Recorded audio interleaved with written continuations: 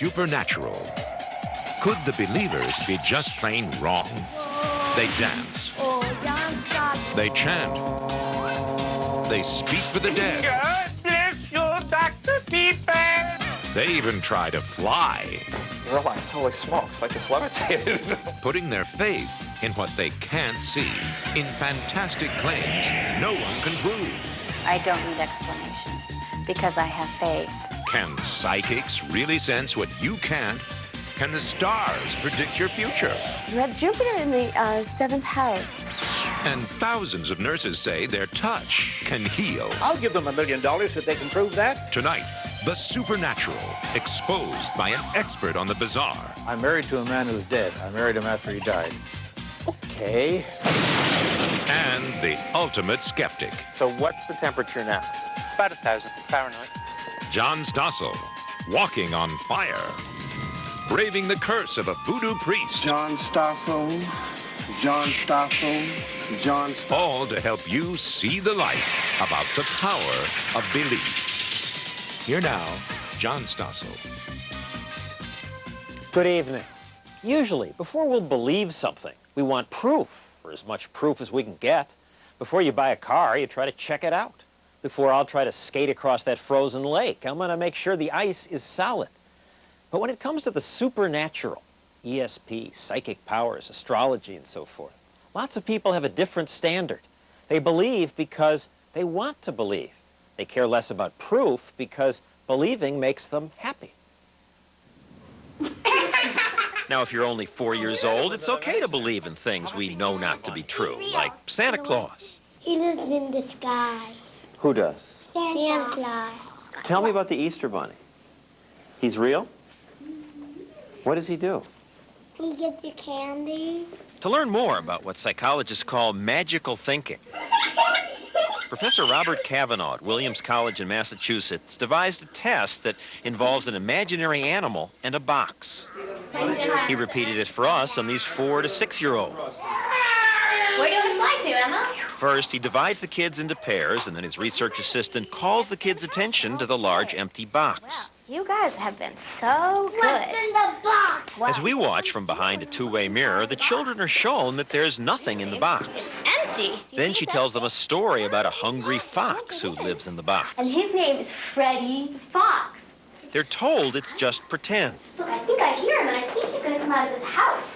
And she again tells them it was all make-believe. Remember, we're just pretending, and there's no fox in that box, okay, Isaac and Emma? Then she tells them she has to leave them alone for a few minutes. I'll be right back. Now, I assume that the kids, having looked in the box, will know that there's no fox in there. Yes. But they don't. Some hear the fox. I heard something. He's going to come out in 3 minutes. They worry about it. What? That was just the wind. Some go to the box to listen, but are afraid to open. 1 more minute. Uh-oh, no. Well, one pair does. Some kids accept that there's no fox in there, but most kids aren't sure. 7 minutes left. This is what happens in test after test. Almost every child begins to believe that the animal they helped create might be real. Hey guys, thanks for waiting. We're having fun. You are? Even when the researcher explains again that there was no fox in the box, most children believe it was there. I told Riley that the fox will come out. Even Emma, who looked in when Isaac opened the box. Isaac opened the box and he saw the largest fox. Sometimes when we form beliefs, those beliefs persist against logic or evidence to the contrary. When I talked to the kids later, many were still convinced that the fox was in there. Are you sure? No. No. Yes. Yeah. There is a fox. There is a fox. There is a fox. We saw one. We saw one. Yeah. Now, while magical thinking's fine for kids, it's another thing when adults do it. Disappeared. We're not talking mainstream religion here, but lots of people believe they can talk to the dead. Yes. Or have their illnesses cured by the wave of a hand. Some believe a psychic or astrologer can predict their future. A relationship is coming to a head. Some hope to be taught to fly. This man claims to be at the first stage of levitation. Maharishi University says there's historical proof that people used to be able to fly. Virtually conclusive historical evidence in a number of cases. In Europe, they're called the saints. In India, the yogis. And now they say for several $1,000s, they'll teach you. Sure looks like bouncing to me, but people pay. Stock analyst Walter Zimmerman says it's brought him bliss. My life pivoted around the first time I lifted off. It felt like I was like a popcorn. You just pop up in the air. And you realize, holy smokes, I just levitated. And he's working better. It enables me to do my job much, much better than I would otherwise be able to. Other people are learning how to walk on hot coals, embers from a wood fire. The instructors say to walk on this, you must focus your mind. Yet you don't have to focus your mind because Anybody can do this. David Willey is a professor of physics at the University of Pittsburgh. He's a firewalker. In fact, this day he was setting up the world's longest firewalk. Okay, gents. To walk on these coals, says Willie, you don't have to be in a particular frame of mind. He's heard all those myths. If you lose your concentration, you're going to burn.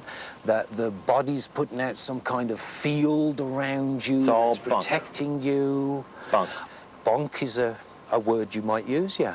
Your feet nice and flat, and just a nice brisk walk. Don't run.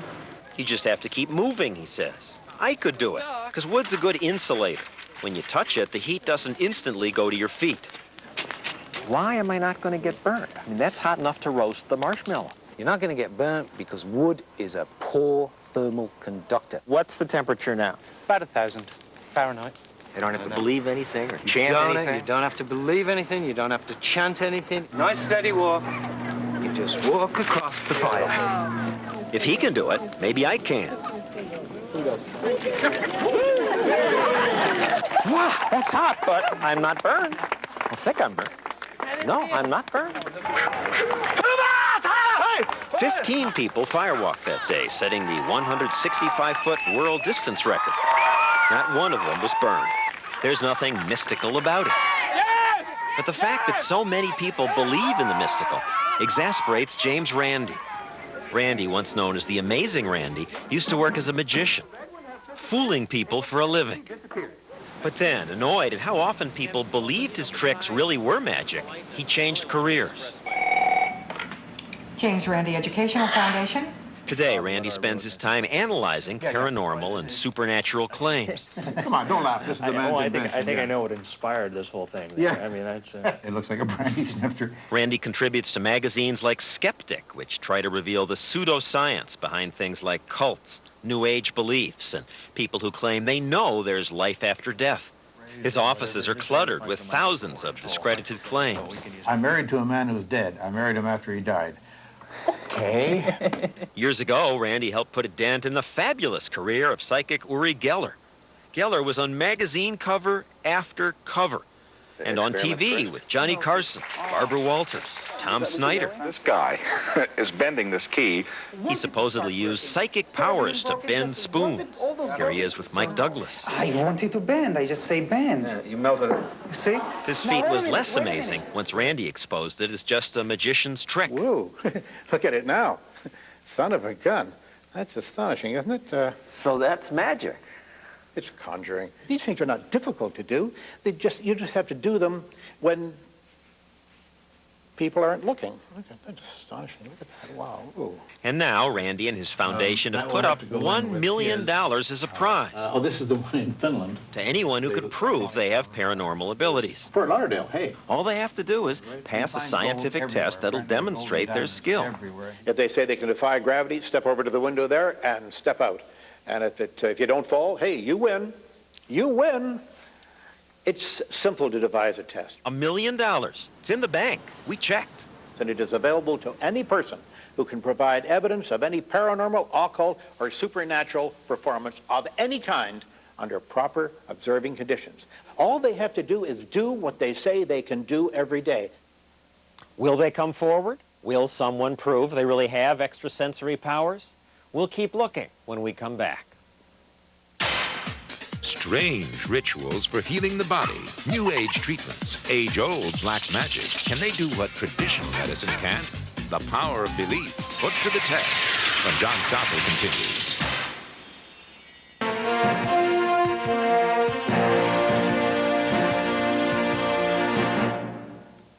When you're sick, whom do you go to?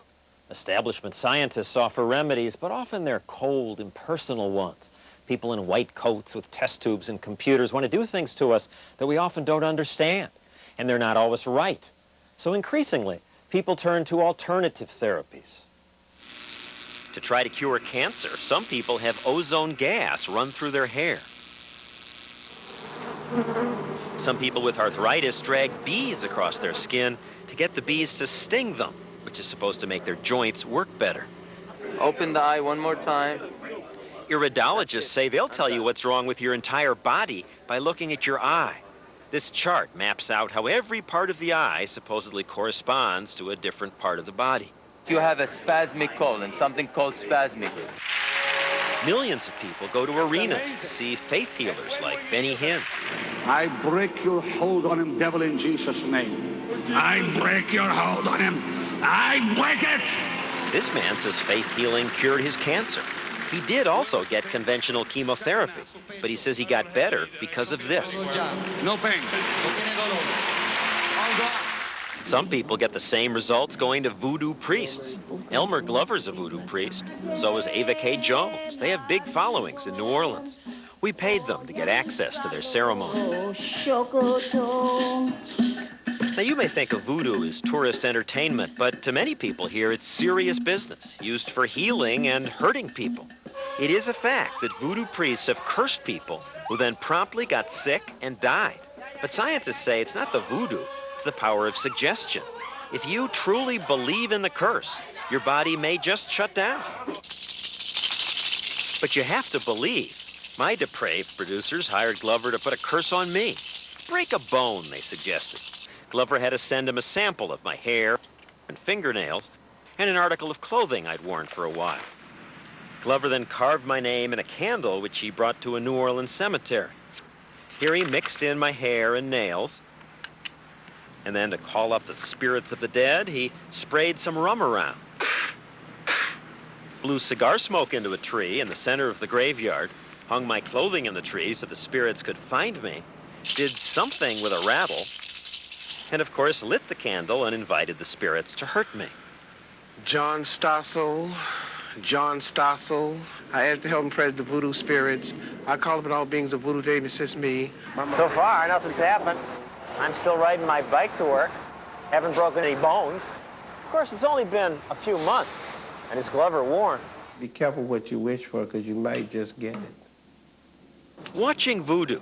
Here, Priestess Jones says she's pulling out someone's negative energy and shaking it away.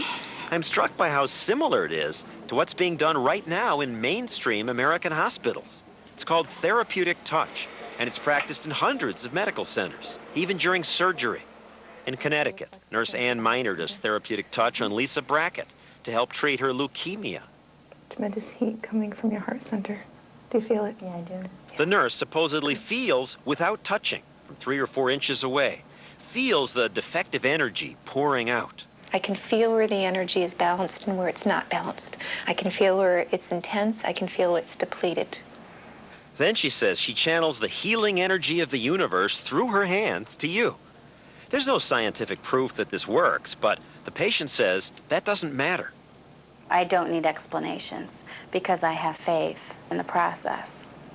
That's a really wonderful thing when you feel helpless, terrified, when you're given a diagnosis, like I was.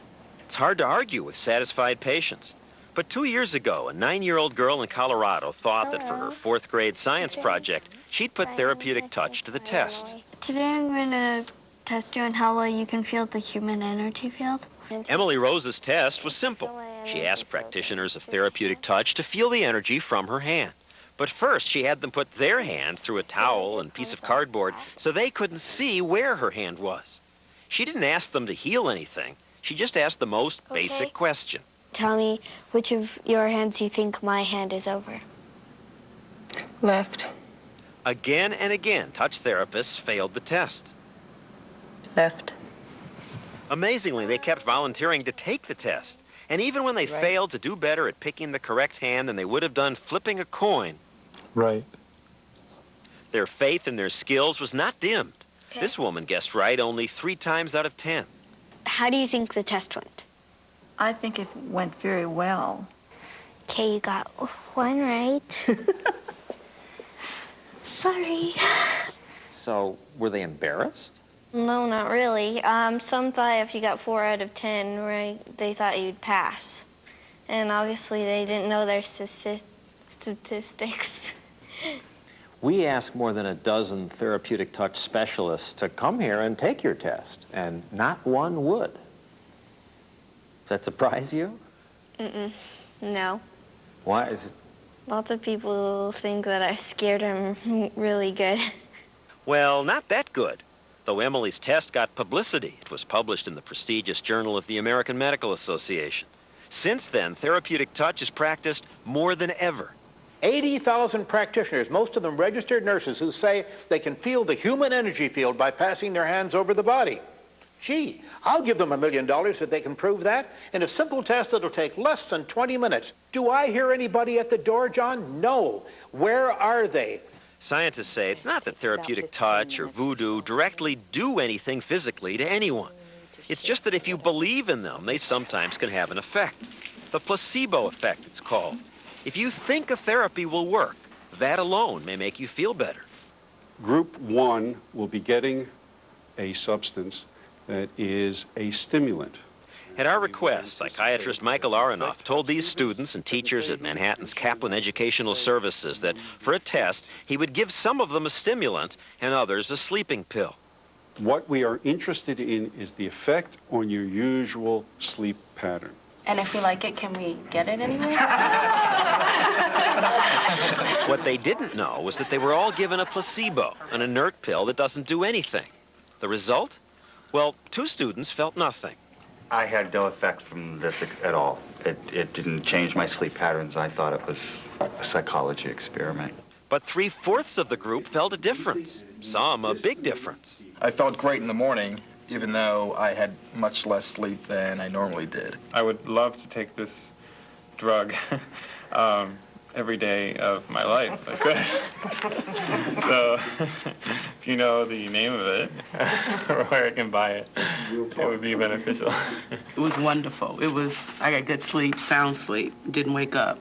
The phone could have been ringing off the hook. I wouldn't have heard it. It was that deep of sleep. Some reported side effects. 30 minutes after I took the pill, I got a little dizzy. Then they learned the truth. You all received the same substance. You all received a sugar pill. I'm not looking forward to being on national TV and saying that I took a sugar pill, and boy, it made me tired. I did feel tingling in my hand. I did. So the placebo can be a powerful medical aid. Sweet dreams. But it has its limits. If you start to believe in magical thinking, and the next time you go to a doctor and the doctor doesn't give you a satisfactory answer, you'd rather go to an alternative healer who's going to give you some boiled bark or some stone to wear around your neck. It's a dangerous thing to start on. In New York, Dr. Nicholas Gonzalez treats cancer with things like coffee enemas, pancreatic enzymes, and organic food. The National Cancer Institute wants to study part of his treatment, which many patients say helped them. But others feel they've been seduced by a quack.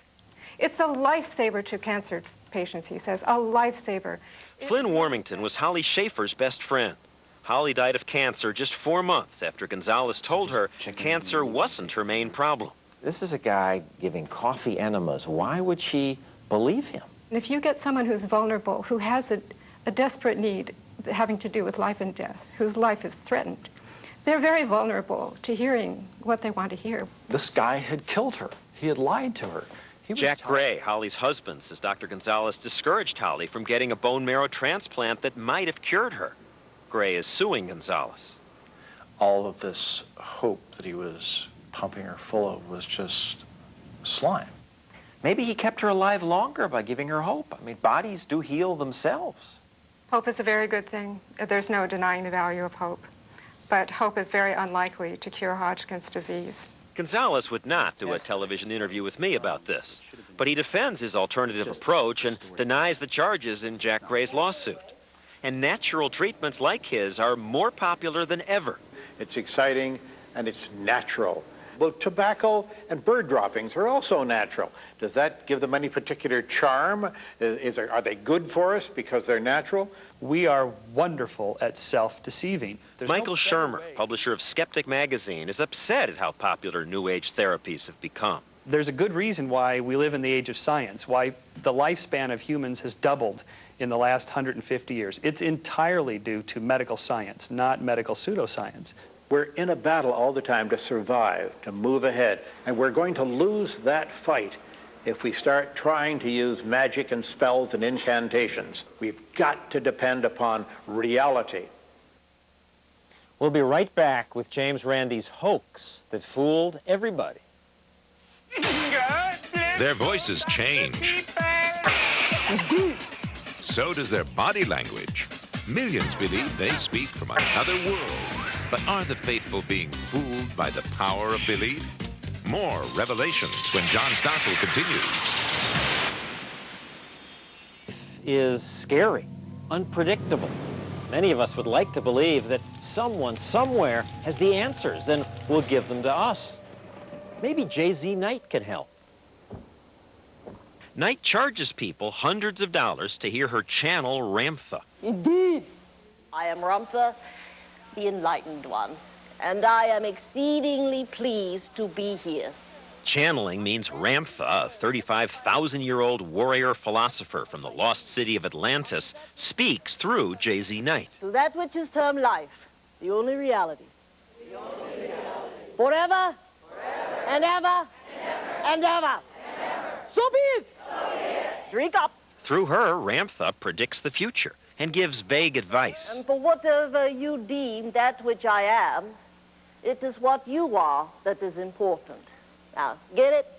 Knight has had thousands of followers, including actress Shirley MacLaine. And Knight's just one of many channelers around. God bless you, Dr. People. All right, I'll say, how are you this day of your time as you create time to exist? I am a very old spirit. This channeler brings us Carlos, a 2,000-year-old spirit from Venezuela. Next question.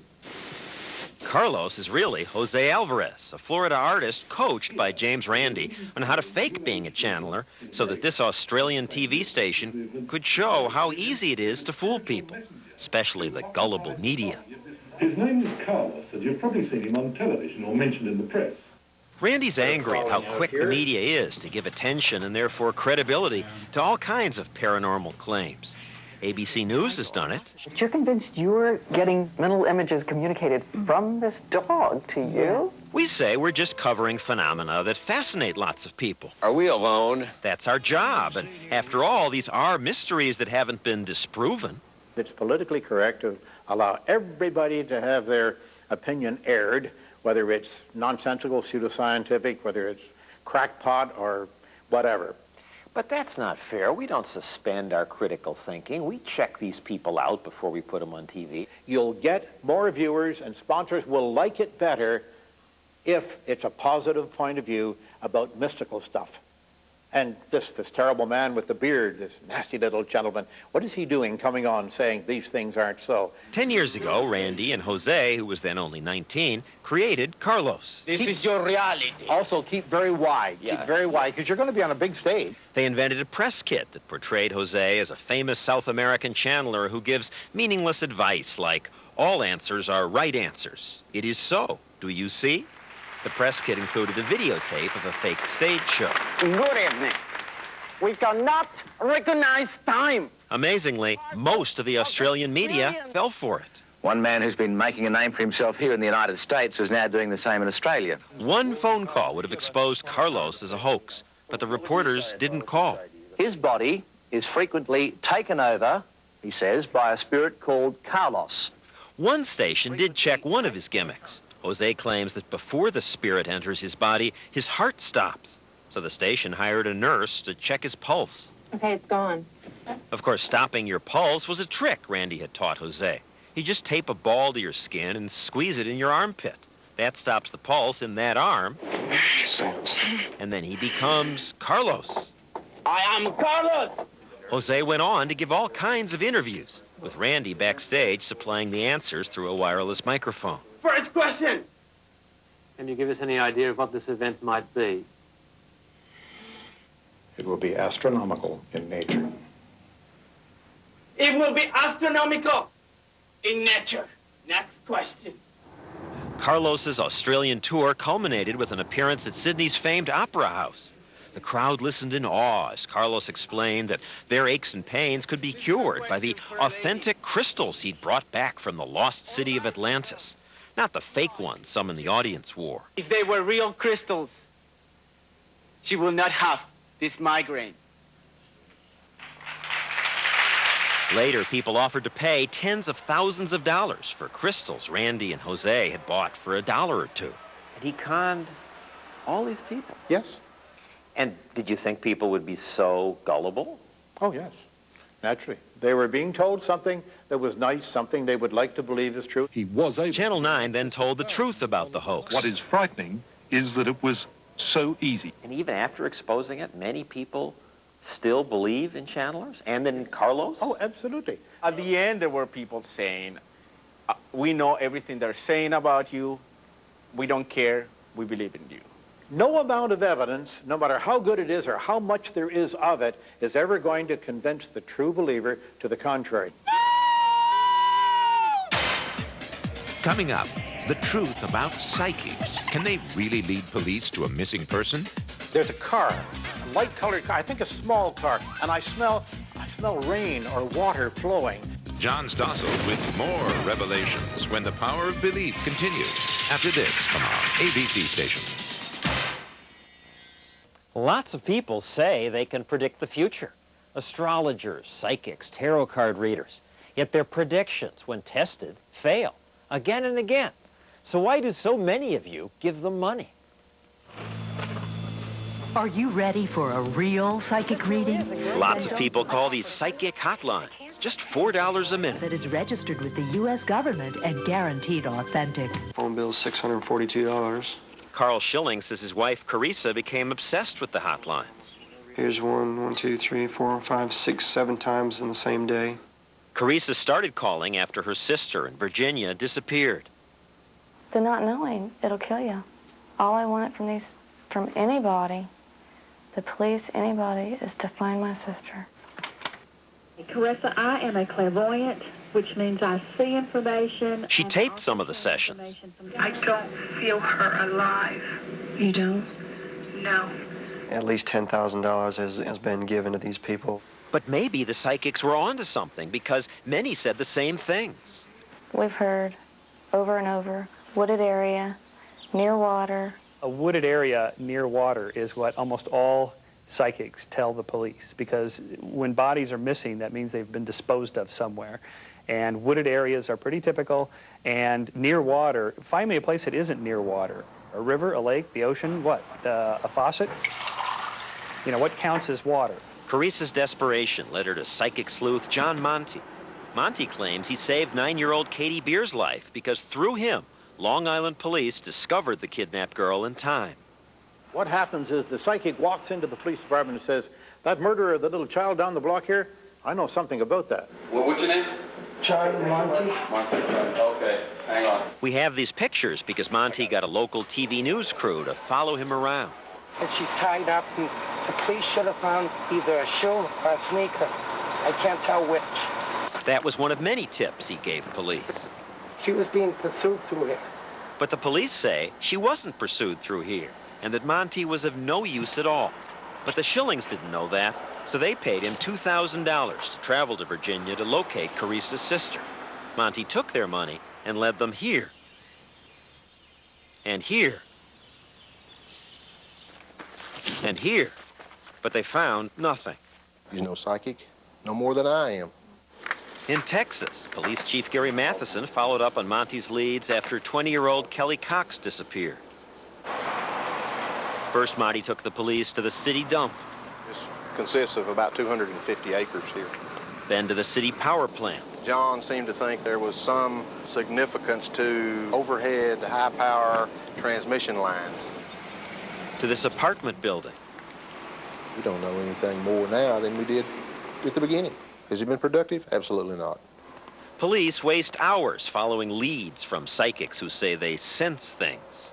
I'm getting red, and there's an M or a double letter connected with this, and there's a car, a light-colored car, I think a small car, and I smell rain or water flowing, and it goes on and on and on like that. I have a lot of information, and to look back on it, where did it get me? I don't have my sister. False hope will kill people. False hope and false information. Not only did she lose somebody very important, I've lost my wife. The Schillings are now living apart. Monty wouldn't talk to us about any of this. Of course, now and then, a few of the psychics' vague predictions come true, and the publicity over that keeps the suckers coming. Other so-called seers work the same way. They make lots and lots of statements, predictions, comments, and so on. And you remember the hits and forget the misses, so they stand out as unusual when actually it's not. I asked astrologer Susan Miller to do my horoscope. Miller writes astrology columns for magazines and has a website that's viewed 800,000 times a month. What she gave me was a chart 22 pages long. You have Jupiter in the 7th house, so you do very well with partners, people who collaborate with you to help you. This is what's called a cold reading, when you say so much, there's bound to be something in here that'll come true. And of course, there's plenty of flattery. You have Venus in the 10th house, making you a very popular leader or personality. Do you want me to go on? Go ahead. In addition, they use warm reading techniques where they say things that are true for everyone. Those 3 planets in Pisces makes you very intuitive. who doesn't want to think that they're intuitive? There's certain things you can say about people that most of us think are true just about us. Like, you have an above-average sense of humor, or you're not living up to your full potential. This is silly. What you're saying about me, you could say about anybody. I'm an independent thinker, intuitive, thorough. But to the nth Lots degree. of people believe this about themselves.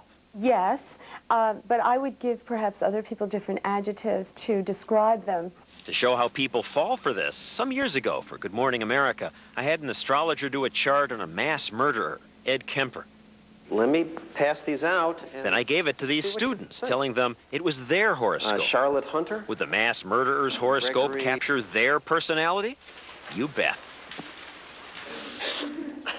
I love me. Why are you laughing? Is it accurate? Yes. I don't know if I was a believer or a non-believer. I was kind of like in the middle. But this is most of it is me. How many feel that this came pretty close to capturing you? Okay, I hate to tell you this, but you all got the same horoscope. Did we? And I told them whose horoscope it really was. He's a mass murderer. I'm glad I didn't tell anybody about this. Your mate has a right to disagree with you. Be prepared to make some I mean, you could say this about anybody. Yeah, well, it's a gentle way of saying you're going to have some disagreements with your mate this month, and be prepared. You don't just say anything that pops into your head. You have to do the math. You have to do the math. If you can predict this, why aren't you rich? Why aren't all astrologers rich? Because I'm a Pisces and I don't care about money. I'd give it all away. And of course, sometimes seers pick up cues from you. A witch at an occult store gave me a tarot card reading. I see a lot of stress. Your back hurts you. Just watching my body language might have told her that. I'd see problems with your back. Such predictions can be harmful, because just as there's a placebo effect, there's also something called a nocebo. The voodoo priest says you'll get sick, and you do. That's the nocebo effect. Tell me I'll get back pain.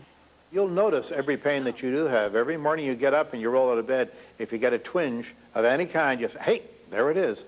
You start to feel bad immediately. Some say that's what Gulf War Syndrome's about. Thousands of veterans now claim that serving in the Gulf made them sick.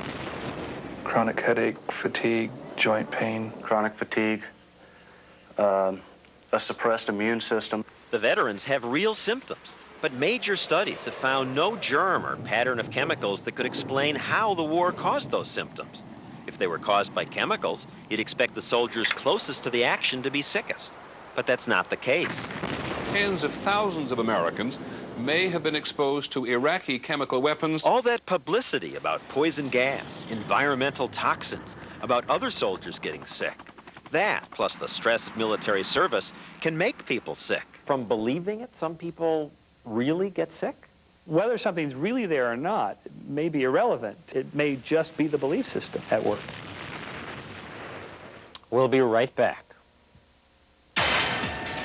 Watch these pilots. They may be a key to one of the world's greatest unsolved mysteries. What happens to us when we die? The Power of Belief with John Stossel continues after this.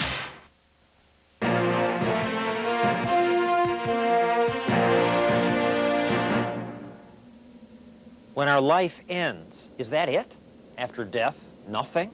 It's a frightening thought, and perhaps that's why most people say they believe that when they die, their soul or spirit will live on in some form. It explains why this book is a bestseller.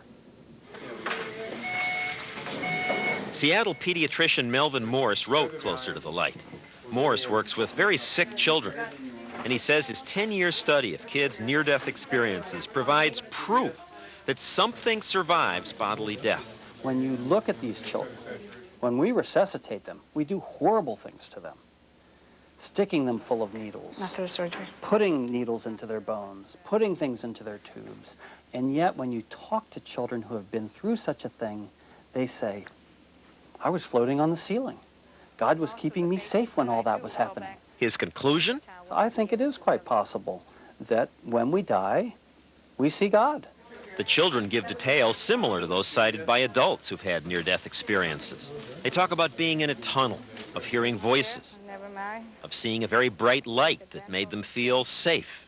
We don't want to fall. Watch out for that bump there, okay? Morse introduced us to 3-year-old Logan Grant, Yeah. who after nearly drowning in this pool, says he saw a friendly light. It looks like a happy face Where did you see the happy face? up in the sky.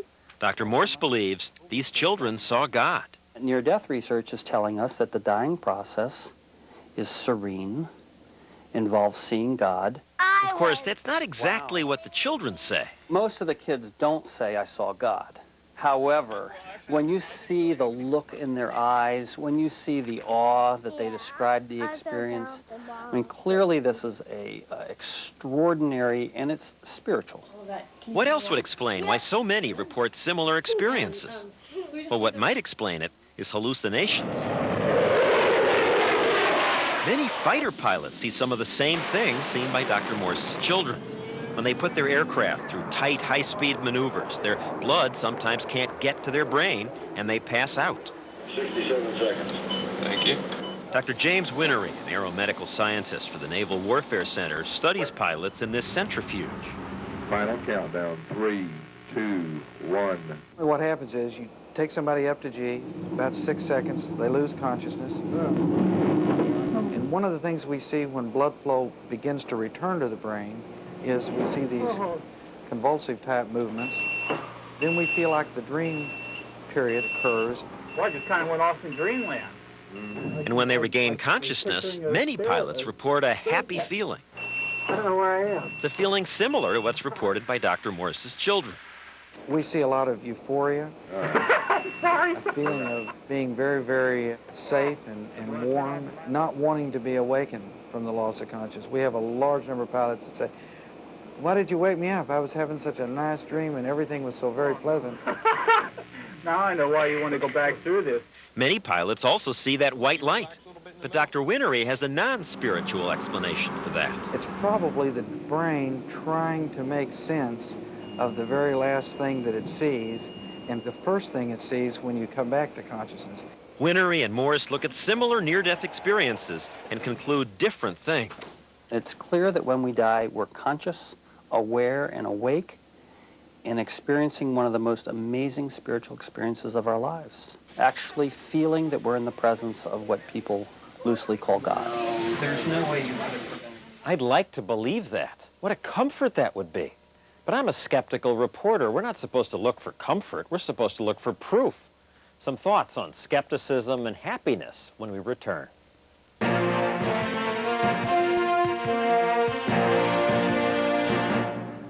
Surprised us interviewing believers for this program is that some seem to be living in a different world. Often they were unfazed by what science has to say about their claims. I was impossibly rude to the astrologer. But I'm suggesting your work is silliness. She just smiles and says things like, I know, I'm really sorry you feel that way, but my heart understands your feelings. the witches and the practitioners of therapeutic touch were similarly sweet. In Florida, I spoke to spiritual mediums, one of whom said, right then I was being comforted by an elderly lady. This was a family member of yours that you would have known. I feel a grandmother with this. Now, this is nonsense because I never knew either of my grandmothers. But I must say, imagining that she was there next to me felt good. I'd like to think that a grandmother is with me touching my arm. It makes me feel warm and happy, cozy. But if I read Skeptic, it's tiny print that I have to struggle through. Doesn't make me feel good. I like her world more than yours.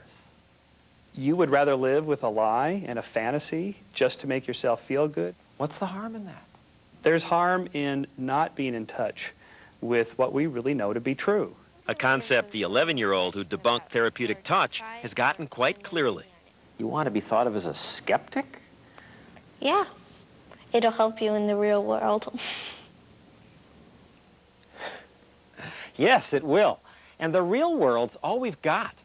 Believers in the supernatural claim to have special wisdom about the world. But real wisdom means knowing truth from falsehood, knowing the difference between evidence and wishful thinking. Yes, the real world's mysterious and sometimes frightening, but would the supernatural make it better? The real world has beauty, poetry, love, and the joy of honest discovery. Isn't that enough? That's our program for tonight. Stay tuned for Nightline after your local news. I'm John Stossel. Good night.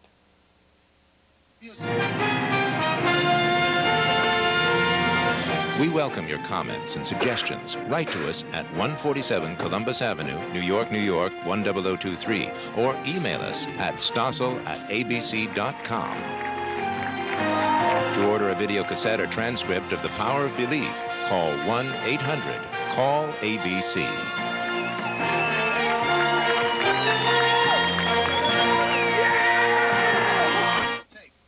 This has been a special presentation of ABC News. More Americans get their news from ABC News than from any other source. ABC News, now always on.